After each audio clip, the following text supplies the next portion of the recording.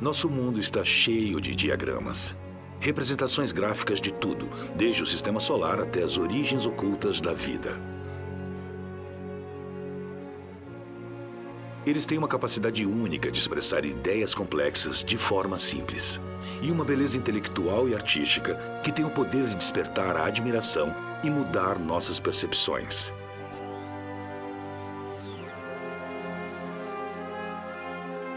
Diagramas podem exercer uma influência maravilhosa e imprevisível nas artes e na ciência. E esses dois diagramas desenhados há centenas de anos fazem exatamente isso. Um marca uma descoberta científica, enquanto o outro mistura a geometria e a forma humana. Homem Vitruviano, de Leonardo da Vinci, e a dupla hélice. A imagem da estrutura da dupla hélice supera tudo desde meados do último século. Ela representa o avanço científico mais significativo do século XX. Muito mais importante do que a pílula anticoncepcional ou o primeiro computador. Assim é nosso DNA. Esta escultura representa que há 60 anos, uma descoberta foi feita. Como nossos genes são construídos e copiados. Foi uma descoberta que abriu caminho para o mapeamento do genoma humano, a clonagem, impressão digital genética, e poderia ser a chave para a cura de doenças como o câncer. Mas a dupla hélice se tornou tão conhecida e adorada que agora é encontrada em artes e produtos comercializados pelo mundo todo. O mesmo pode ser dito deste, um diagrama de 500 anos atrás. Seu criador, Leonardo da Vinci. O diagrama é o homem vitruviano, o mais perfeito dos desenhos. O diagrama tem tantas camadas. É basicamente sobre o corpo e a anatomia humana. Mas se você cavar mais fundo, verá que se trata de geometria e matemática.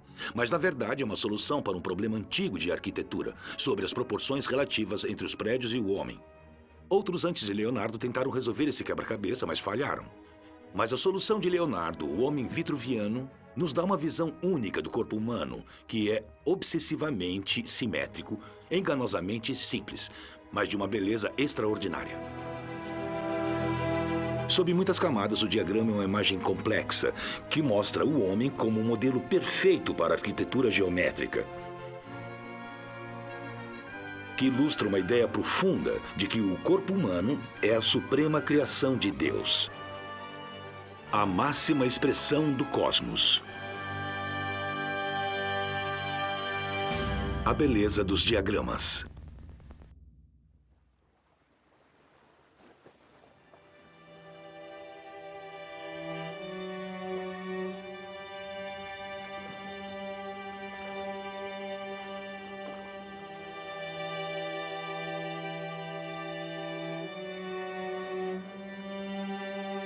Leonardo da Vinci foi um dos maiores talentos artísticos do Renascimento italiano. Poucos lugares expressam melhor esta explosão de ideias, pinturas, escritas, arquiteturas e engenharias do que Veneza.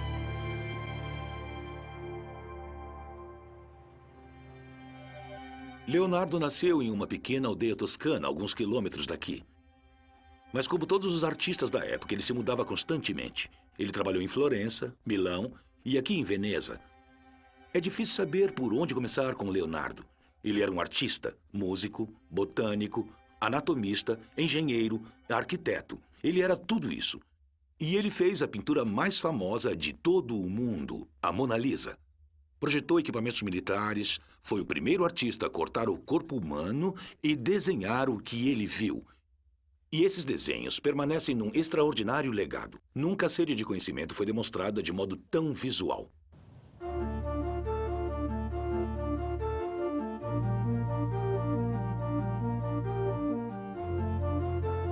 Os desenhos de Leonardo abrangem todo o corpo humano, cobrindo todos os detalhes imagináveis.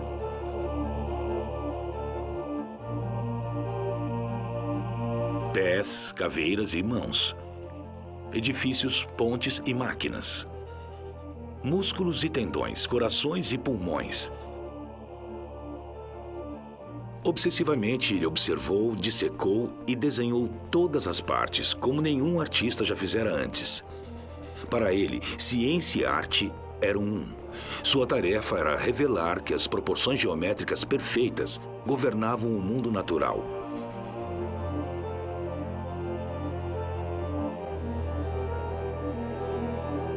E a maior de todas as obras, a criação suprema de Deus, é o próprio homem.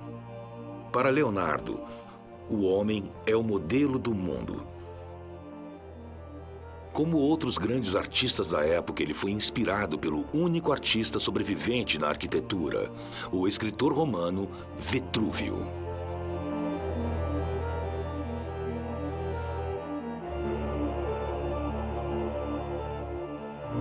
Ele tinha um desafio que Leonardo não poderia resistir. E sua resposta a esse desafio está aqui, na galeria da Academia de Veneza. Eu estou muito animado por ter a chance de ver esse diagrama. É muito difícil vê-lo, muito menos filmá-lo. Ter uma equipe de filmagem aqui é absolutamente incrível. É algo que eu digo que está na lista do não empreste. Quer dizer que nunca vai sair daqui.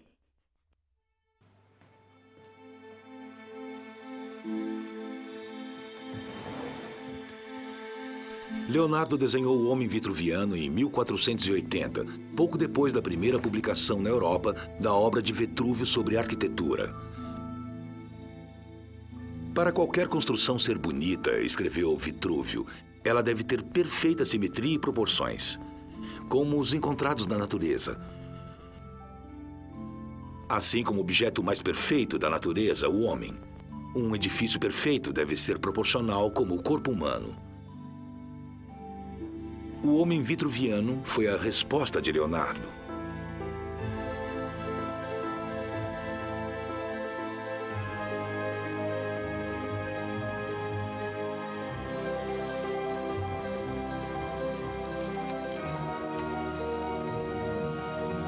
Obrigado.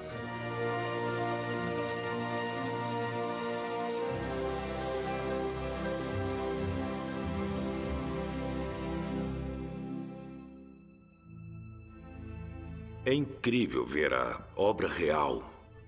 Este é o desenho que Leonardo da Vinci fez com tinta marrom nesse belo pedaço de papel. Há algo nela, uma espécie de intensidade e poder que faz com que essa imagem seja tão extraordinária. O desafio de Vitrúvio definia colocar um homem de costas com os braços estendidos, com os dedos das mãos e pés tocando uma circunferência e com seu umbigo no centro. E, ao mesmo tempo, colocar a mesma figura dentro de um quadrado. Algo tão atemporal sobre essa imagem é um corpo humano, a matemática, as formas geométricas. Conseguimos ver a maneira como Leonardo esculpiu nessa página. Quase podemos ver ele cavando essa imagem para fora. Não é um desenho, mas uma escultura. Podemos observar as pequenas marcas onde o compasso passou para fazer o círculo e as formas. É absolutamente extraordinário. Tem os escritos acima dele, escrevendo exatamente o que são todas essas proporções, porque isso é, na verdade, uma solução para um problema de arquitetura. E, por isso, há diferentes proporções entre um corpo e o outro. Por exemplo, os 4 dedos da minha mão são a distância de uma palma, e 6 palmas são um cúbito, que é a distância da ponta dos dedos até aqui em cima, no cotovelo. Então, 4 cúbitos dão a altura de um homem. Então, dá para ver as linhas desenhadas e tudo sobre as proporções do corpo e a relação com a arquitetura.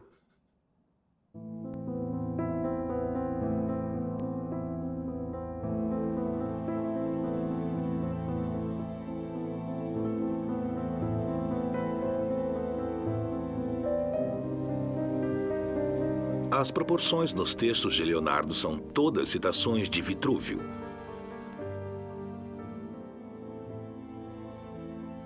Do cotovelo até a axila é 1/8 a altura do homem. A parte inferior do queixo até o nariz é 1/3 da face. São proporções perfeitas de números inteiros, metade, um terço, um quarto e assim por diante. Essas proporções perfeitas reúnem duas ideias que sustentam o diagrama. A de que o corpo humano é proporcional de acordo com a geometria e a matemática, e que essas proporções aplicadas à arquitetura farão edifícios perfeitos. Estou muito intrigado para saber o que veio primeiro, a geometria e o homem foi colocado dentro dela, ou será que o homem forçou a geometria? Há algo muito extraordinário no desenho de Leonardo. Ele tem o centro do quadrado deslocado para baixo, onde é o centro do círculo. Tem um pouco de assimetria aqui. E o quadrado não se encaixa exatamente dentro do círculo, as pontas estão um pouco para fora. Então isso me intriga. Como foi que ele fez isso? O que tudo isso significa? A geometria do círculo e do quadrado é a primeira camada do diagrama com significado. Eles foram vistos na Renascença como as formas mais perfeitas da natureza. Eles também foram a chave para Vitrúvio. Para ele, o templo foi o edifício mais perfeito, que mais se aproximou de Deus. Um quadrado formando o chão e um círculo a cúpula.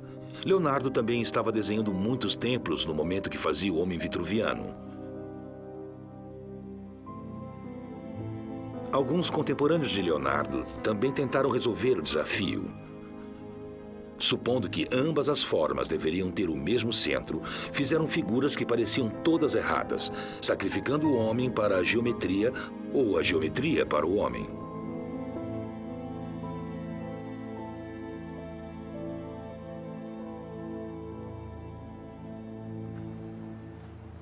Estou tentando descobrir como Leonardo desvendou este quebra-cabeça do homem vitruviano. Estou enchendo páginas e páginas desse bloco com círculos e quadrados, tentando descobrir qual é a proporção do quadrado e do diâmetro do círculo.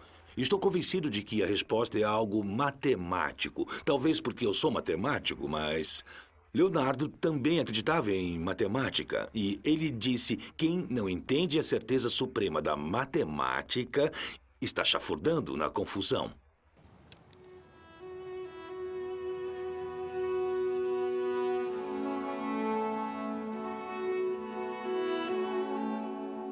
Então, esta é a solução do Leonardo para o quebra-cabeça de Vitrúvio?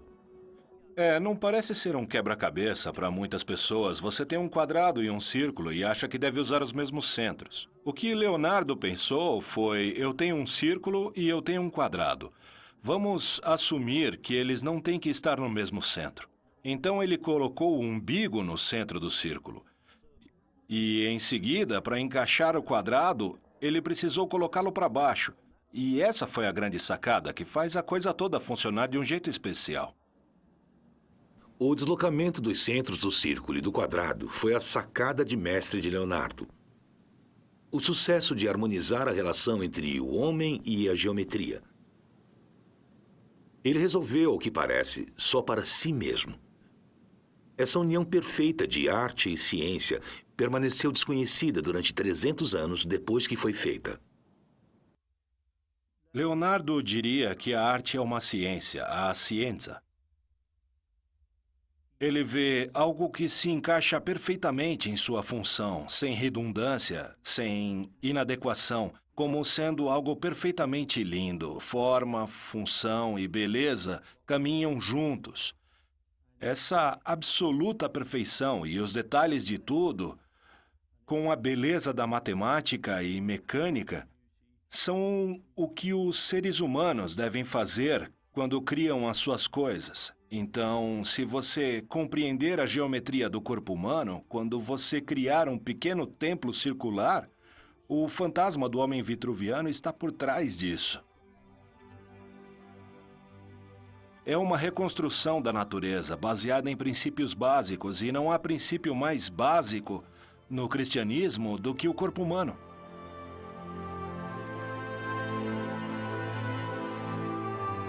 Sob a geometria do diagrama está a próxima camada de significado, a arquitetura. Esses princípios chaves da forma, função e beleza que Leonardo aplica no homem vitruviano também estão no coração da filosofia de Vitrúvio sobre edifícios perfeitos. Essas ideias foram colocadas em prática pelo contemporâneo mais próximo de Leonardo, Andrea Palladio. A Igreja do Redentor, aqui em Veneza, é uma de suas realizações. A Igreja de Palladio capta todas as ideias que Vitrúvio citava em seus livros de arquitetura. A ideia de que as inúmeras proporções são as coisas de que gostamos quando vemos um edifício. Podemos ver no Palladio as proporções da entrada é de 1:2. A altura da entrada é o dobro da largura. Os triângulos, por exemplo, o triângulo menor é 1/3 do tamanho do maior. E para Vitrúvio são as proporções que você encontra no corpo humano. É isso que Leonardo estava explorando em seu diagrama do homem vitruviano. Acho que a razão pela qual gostamos deles é que eles são proporcionalmente harmônicos.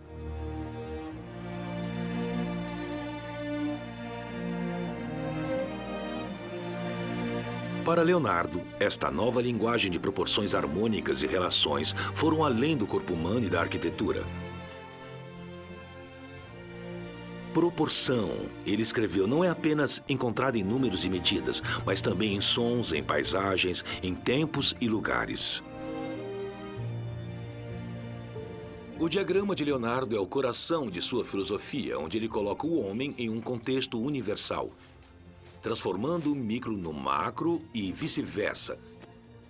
Mas estou começando a me questionar se a solução de Leonardo não é apenas geometria, mas tem muito mais a ver com outra de suas obsessões: compreender a anatomia humana.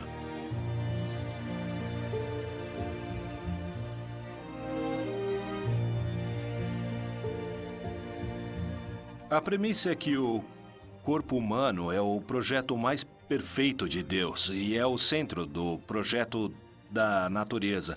E ele o desenhou com a geometria, mas é funcional. Leonardo é a primeira pessoa que cria essa testemunha ocular da realidade absoluta ao retratar o corpo humano dessa forma e enxergando princípios geométricos e dinâmicos nele. É incrivelmente original. Sim, sim. Ver esse crânio é a primeira sequência de desenhos anatômicos. É claramente um crânio. Sim, sim. Ele mostra como os nervos sensoriais terminam em um único ponto no centro geométrico, que ele chama de sensus communis, ou seja, de senso comum, de onde originou o nosso termo. Isso é fantástico. A perfeição anatômica do homem vitruviano não é surpresa. Leonardo foi o primeiro artista a realizar uma autópsia completa do corpo humano, tornando seu conhecimento sobre o corpo humano muito superior a qualquer um de seus contemporâneos. Ele consegue entender esse grande sistema do corpo humano como um sistema do mundo espelhado. Essa é apenas uma expressão da atividade interna, o dinamismo dentro do corpo humano, o cérebro, o movimento dos músculos e assim por diante.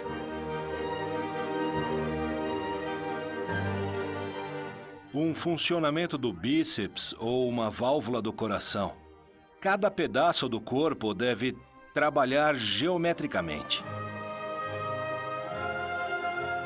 Então é filosoficamente ambicioso, pois essas são anatomias filosóficas e não médicas.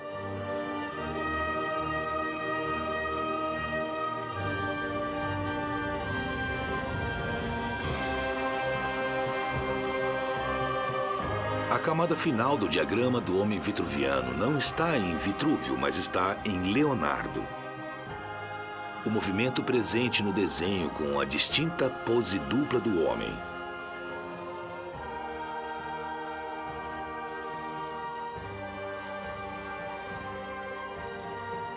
Explorando o tema do movimento, Martin Kemp e o designer gráfico Steve Meyer colaboraram nessa animação notável para a demonstração da VIA. A ideia surgiu ao ver os desenhos de Leonardo. Você vê em vários desenhos dele sequências de movimento, ou em simples desenhos, você tem a sensação de que eles querem se mover. É uma sensação muito forte quando você está olhando para os seus desenhos. Então eu achei que seria ótimo trabalhar com um animador profissional para desenhar o que Leonardo não conseguia por não ter tido acesso às técnicas.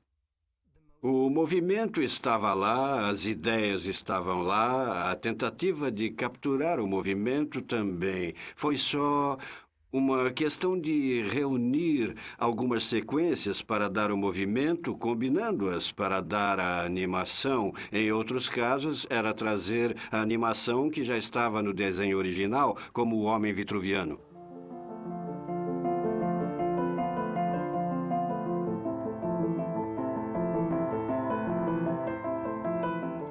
Ele foi analisar o movimento, que é o que os animadores fazem o tempo todo, observam a maneira como as pessoas andam na rua, como atendem ao telefone. É preciso analisar o movimento para compreendê-lo, para conseguir reproduzi-lo. E é isso que Leonardo fez. Ele pode fazer esses movimentos em sua cabeça, como alguns dos grandes cientistas, como Kepler e outros. Ele conseguia ver as coisas se mexendo, ele conseguia ver o corte geométrico do corpo. Ele tinha uma imaginação incrível, uma espécie de realidade mental dentro do cérebro.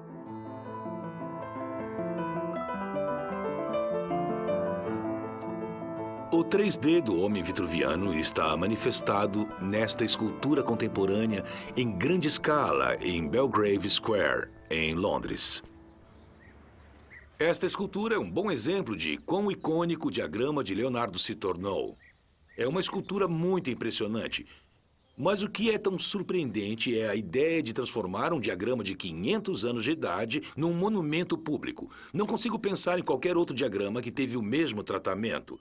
É uma prova do poder desse diagrama para ser imediatamente reconhecível e para transmitir uma mensagem sobre o homem e o seu lugar no cosmos, que nós ainda achamos tão interessante.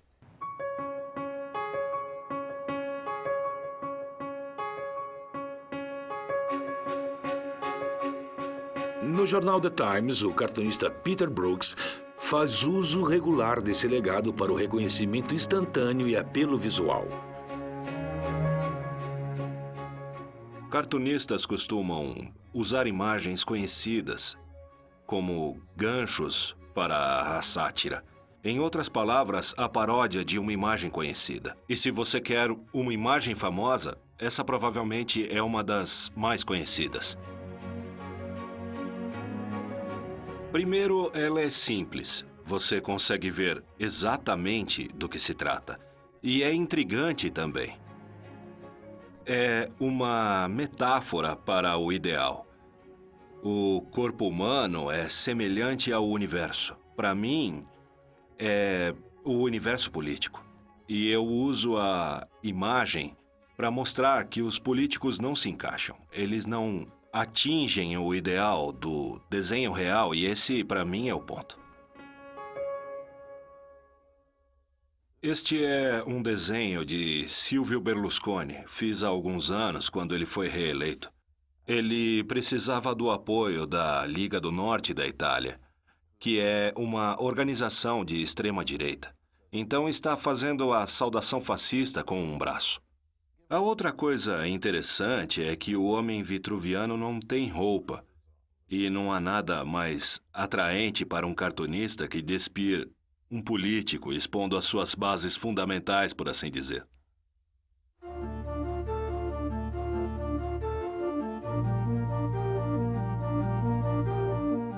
O extraordinário diagrama de Leonardo se juntou ao panteão de elite de obras de arte do mundo, que se tornaram icônicas. Sua filosofia de colocar o homem em um contexto universal até hoje é falado, mais de meio milênio depois de sua criação. Embora o diagrama não represente nenhum avanço científico real com consequências enormes para o nosso futuro, sua força é sua própria ideia, que a matemática está tanto na natureza como no homem. Ele representa uma síntese de arquitetura, anatomia e geometria. Mas a perfeição e a elegância da solução de Leonardo para o enigma do quadrado e do círculo de Vitrúvio que dá ao diagrama seu poder e sua beleza.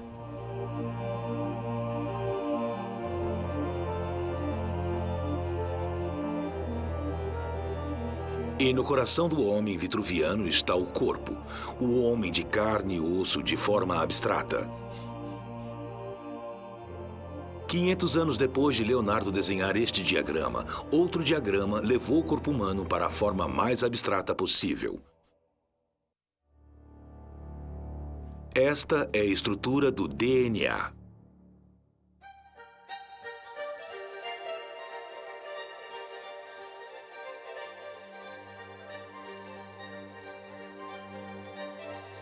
A descoberta em Cambridge da estrutura do DNA, a molécula que permite que os nossos genes sejam passados de geração em geração, foi feita em fevereiro de 1953 por Francis Crick e James Watson.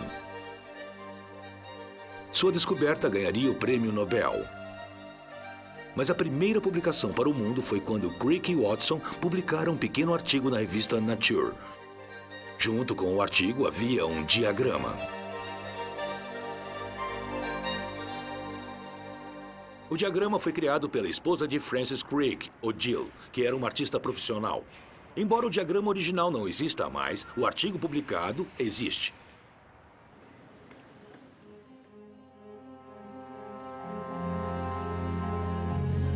O DNA não é visível no microscópio. O físico Crick e o biólogo Watson haviam descoberto que a forma ilusória da molécula era uma dupla hélice, com base em raio-x de cristais de DNA de modelos que eles construíram. O desafio de Odile era criar um diagrama transpondo um desenho de forma tridimensional para um pedaço de papel. Este é o artigo da Nature, onde anunciaram ao mundo a descoberta da estrutura do DNA. Foi num sábado, 25 de abril de 1953.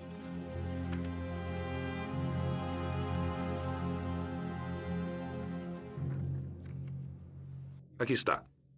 Uma estrutura do ácido desoxirribonucleico. Esse é o anúncio da descoberta mais importante na biologia do século passado. Mas seu anúncio é um tanto descompromissado. Não escapou à nossa atenção que o pareamento específico que postulamos sugere imediatamente um possível mecanismo de cópia para o material genético. Isso é maravilhosamente sutil. Watson mais tarde descreveu como a mais famosa descoberta da biologia desde Darwin. O que temos aqui não é apenas uma descrição da estrutura do DNA, mas também a forma como são copiados seus genes contidos nele. À esquerda do artigo está o diagrama que Odile criou da estrutura de DNA.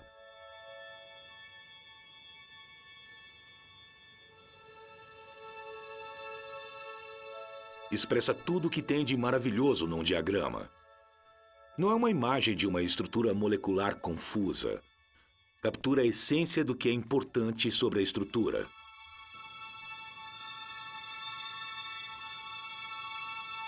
De acordo com o biólogo americano Terry Sejnowski, pode ser o desenho científico mais famoso do século XX que define a biologia moderna.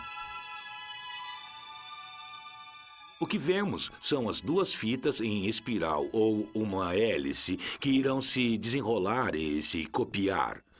E as hastes entre as fitas que estão pareadas são o código genético.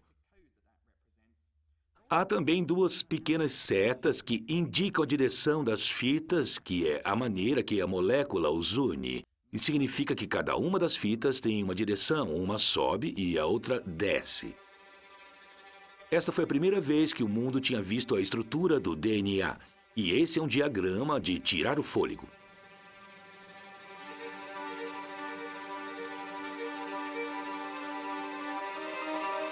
Cada célula humana contém uma cópia do genoma humano, uma sequência de 3 bilhões de compostos moleculares chamados nucleotídeos. Eles são conhecidos pelas letras A, T, C e G. São ligados entre si e formam as hastes. A célula é como um computador. É programada de modo que, durante a reprodução, a dupla hélice se desenrole. Cada fita se duplica. Cada A pareia com um T, cada C com um G. Assim, uma nova dupla hélice se forma.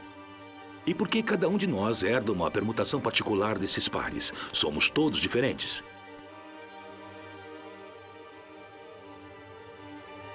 O que Odile Crick fez foi transformar esse processo biológico incrivelmente complicado visível.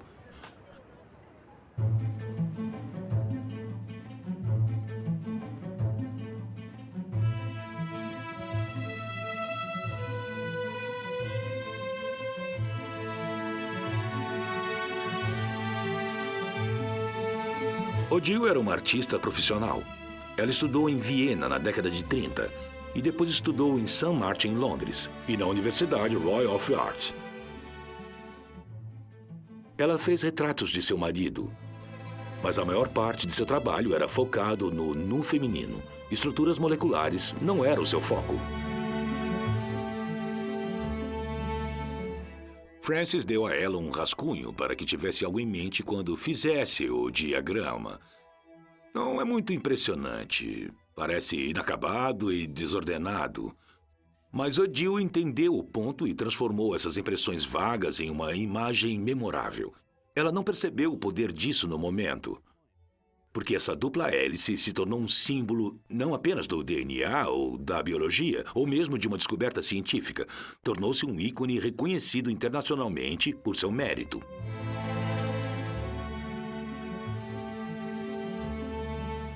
Uma das coisas notáveis sobre o desenho de Odile é que nunca foi melhorado. Todo mundo que trabalhou com a hélice dupla percebeu que a beleza era a prova de que o diagrama estava certo. Em outras palavras, algo tão bonito, tão simples, claramente não poderia estar errado. A estrutura foi representada muito bem desta forma. E pela primeira vez, a verdade era bonita. Muitas pessoas descrevem Francis Crick como o homem mais inteligente que já conheceu. Ele tinha uma tremenda capacidade de observar materiais, analisá-los, compreendê-los, ter insights e fazer perguntas que realmente importavam. No dia 28 de fevereiro de 1983, quando Crick entrou no bar e disse: "Descobrimos o segredo da vida", ele realmente voltou para casa e disse: "Odile, eu fiz uma descoberta muito importante hoje." E Odile me disse que não deu importância porque ele sempre dizia coisas assim. A colaboração dela para o diagrama foi muito importante. Como isso se desenvolveu? Bom, quando você pensa sobre como a real descoberta foi feita por Watson e Crick, eles tiveram que prepará-la para a publicação e Watson pediu para sua irmã fazer a digitação e Crick pediu para sua esposa fazer o diagrama. O que foi uma ótima ideia, porque nem Watson ou Crick eram bons em desenhar. Eles sabiam o que tinham descoberto, mas foi muito difícil transformá-la num diagrama. O que é lindo sobre o que ela fez foi simplificá-lo. Ela tira um detalhe estranho e deixa apenas um par de fitas enrolados em torno de si, ligados por haste simples. Ela pegou os itens essenciais da imagem sem muitos detalhes. Que tipo de impacto o diagrama e seu papel na natureza teve naquele momento? Foi muito específico. Poucas pessoas tinham o conhecimento. Os químicos não estavam interessados, não acharam importante. Os geneticistas também. Isso foi na primavera de 1953. Stalin tinha morrido, a rainha ia ser coroada, o Everest estava sendo escalado. Muita coisa aconteceu naquela primavera. A quebra do segredo da vida é o que ele representa. E levou muito tempo para ser aprofundada. Quando a dupla hélice começou a ser importante para o mundo? Para entender isso, temos que voltar a um tempo antes do diagrama Odile Crick. Porque a surpresa da descoberta era como algo tão importante e invisível como o DNA poderia ser tão bonito. Moléculas não deveriam ser atraentes, então, por que esta era? O grande mistério que confrontava os cientistas após a Segunda Guerra Mundial foi como os genes conseguiam se duplicar. Cientistas de Cambridge, em Londres, já tinham o conhecimento do DNA. Mas em 1940, eles começaram a se perguntar se o DNA estaria ligado à ideia da hereditariedade e transmissão de genes. O problema é que era muito difícil para eles verem uma molécula de DNA para compreender sua estrutura e como funcionava. Será que trabalharam apenas com hipóteses? O que mudou todo o curso dos acontecimentos foi uma pesquisa realizada por 2 cientistas, que não trabalhavam em Cambridge, mas aqui, na Universidade King's, em Londres. Maurice Wilkins e Rosalind Franklin estavam experimentando a cristalografia de raio-x, tirando raio-x de amostras de DNA e criando um padrão de pontos difratados em papel fotográfico. Eles esperavam desvendar a estrutura do DNA. Em maio de 1952, Rosalind Franklin tirou esta fotografia, foto 51, agora famosa na história do DNA. Esta é a molécula vista de lado. O padrão de pontos revelou que a estrutura deveria ser uma espiral, ou, em termos científicos, uma hélice. Esta é a casa dos Cricks em Cambridge. Tem sua hélice dourada acima da porta. Quando Crick e Watson viram a foto 51, eles galvanizaram-na e começaram então a fazer modelos tridimensionais que agora explicavam os raios-x de Rosalind Franklin. E, por fim, acharam um modelo que funcionou, a dupla hélice. É dupla porque o código genético de um lado determina o outro lado. Isso foi lindamente eficiente. Ele explicou exatamente como o DNA se duplica.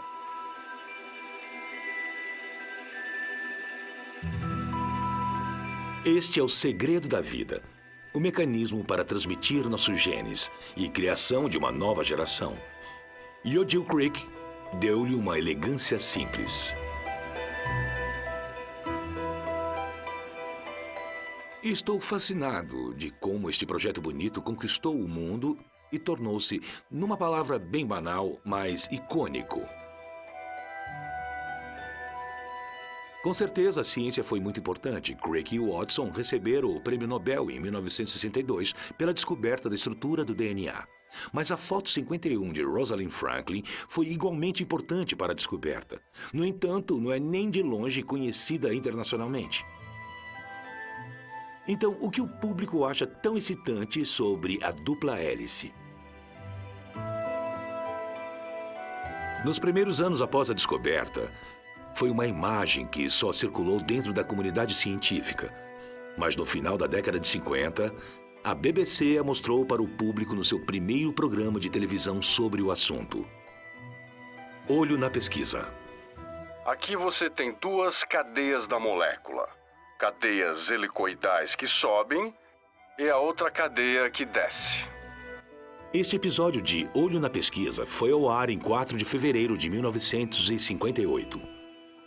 A descoberta dessa estrutura é que nos ajuda a entender as coisas extraordinárias que o DNA é capaz de fazer em seres vivos.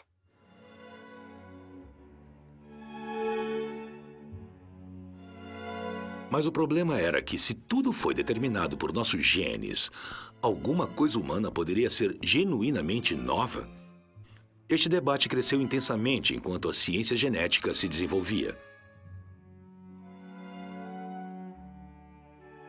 Na década de 90, os cientistas estavam estudando como o genoma humano poderia ser perfilado e sua função genética.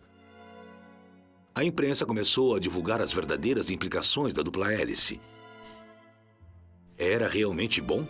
Será que o mapeamento do genoma humano nos deu a ferramenta para derrotar as doenças e incapacidades? Ou seria a prova da confirmação final, que tudo sobre nós estava predestinado?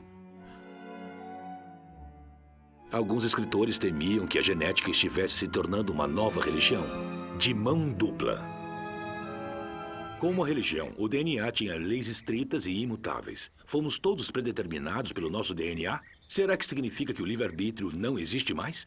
E em segundo, se o DNA pode ser manipulado para alterar ou até mesmo criar um ser humano, significa que a dupla hélice faz dos cientistas deuses?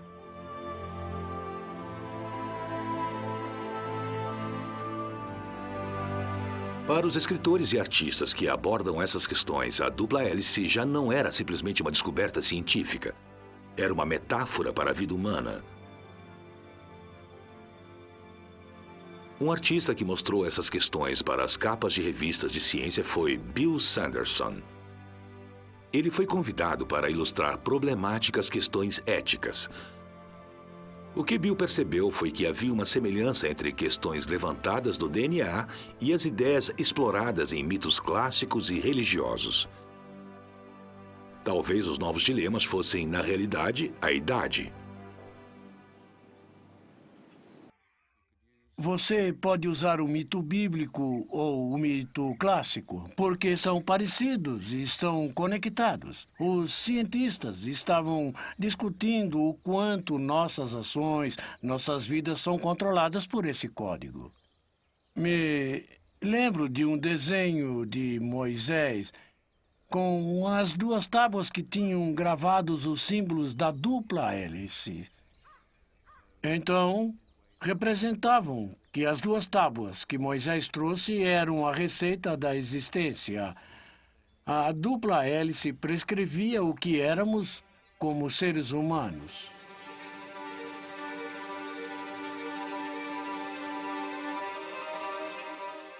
Havia esse conhecimento extra que estava sendo dado a nós, e queríamos descobrir a razão disso. Na história do Jardim do Éden, esse conhecimento extra que fomos despejados, por assim dizer, tirou a nossa inocência. Eu sabia que as pessoas entenderiam o imaginário, a maçã do conhecimento que está sendo oferecida pela cobra e o que esse conhecimento faz a Adão e a Eva. O conhecimento deu-lhes a liberdade de serem humanos. Poderiam deixar este lugar sem progresso para seguir em frente. Saírem de lá e sofrerem, mas também significava que eles queriam investigar.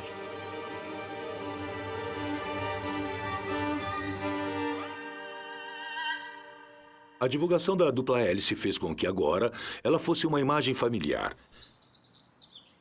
As pessoas não necessariamente assimilam um significado para ela, mas veem seu apelo. E isso a tornou um alvo para a exploração comercial. Eu não sei se o Joe Crick teria feito tudo isso. Parece que hoje em dia a dupla hélice pode ser qualquer coisa. Aqui nós temos um perfume de uma dupla hélice desenrolando, chamado de DNA. Temos uma gravata com uma dupla hélice em espiral para baixo, e o seu cachorro pode mesmo mastigar o sentido da vida. Mas o meu favorito é este balão de dupla hélice. Então vamos ver se essas fitas estão do jeito certo.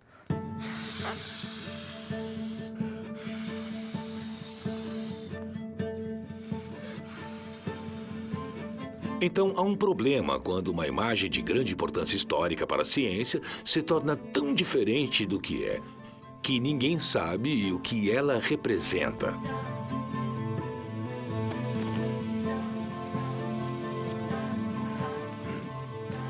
E pronto! Não há nada que possamos fazer sobre isso. A dupla hélice é comercialmente atraente. O que há de errado com isso? A questão é se a transformação global e comercialização da dupla hélice gerou uma confusão. Isso vai ajudar as pessoas a entender o funcionamento do DNA ou seu significado se perdeu em muitas interpretações. Não é um símbolo de um processo científico, mas algo muito mais impreciso, como a vida, a continuidade e a essência.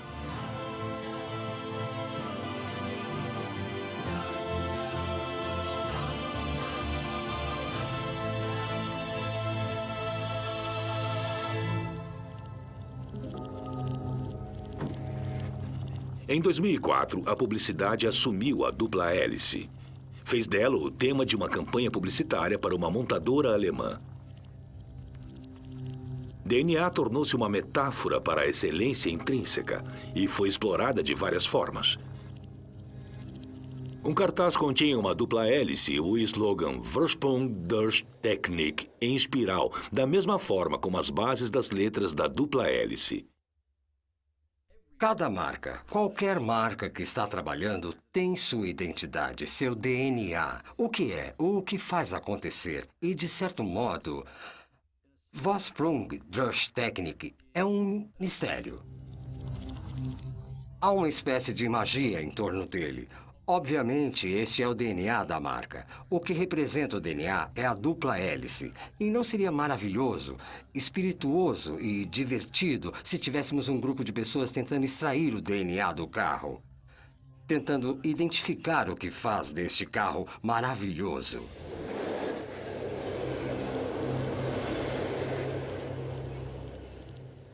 É claro que eles fazem, analisam, colocam num pedaço de filme e, de repente, aparece Vorsprung durch Technik.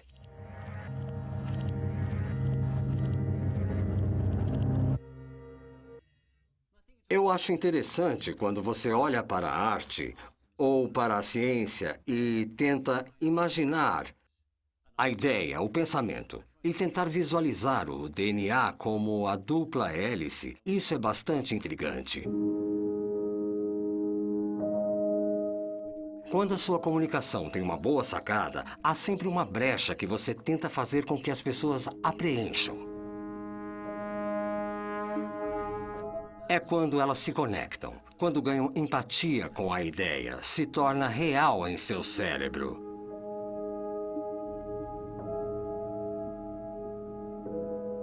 Você intriga as pessoas. E acho que isso é que a dupla hélice faz, porque você olha para ela e começa a entender sua estrutura complexa.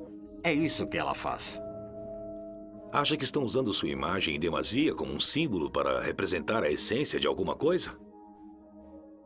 Eu acho que não. Ela tem muito poder, significa muito, ela explica muito. É uma materialização do que significa. Permanece na nossa cabeça, de uma maneira que nunca cansamos dela.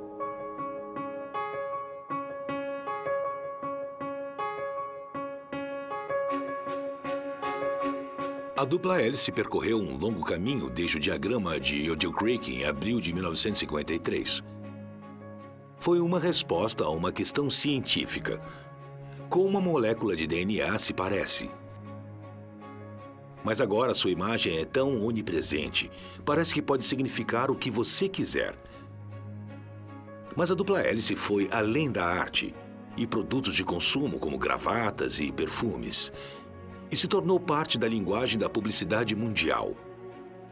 E está em toda parte. O que concluí dessa vasta gama de usos e, por vezes, abusos, é que a imagem que Crick e Watson fizeram é tão bonita, tão potente e tão duradoura que as pessoas passaram a amá-la em todo o mundo. Como qualquer grande obra de arte, que desafia a descrição e reúne significados e interpretações que não havia na original. Mas sua grande reivindicação para a fama é como uma imagem científica, não uma artística. Porque, contra todas as probabilidades, ela nos ajudou a decifrar a complexidade do DNA em uma só imagem deslumbrante e inesquecível.